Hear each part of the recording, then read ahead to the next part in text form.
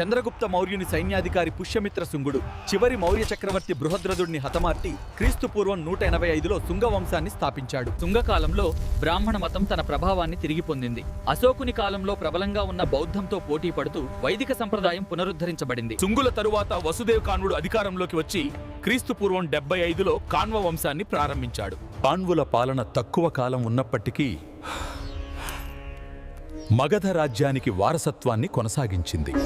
ఉత్తర భారతంలో శుంగ, కాన్వ వంశాలు ఉన్నప్పుడు దక్షిణ భారతంలో శాతవాహనులు శక్తివంతమైన సామ్రాజ్యాన్ని నిర్మించారు. అందులో ముఖ్యుడు గౌతమీపుత్ర శాతకర్ణి.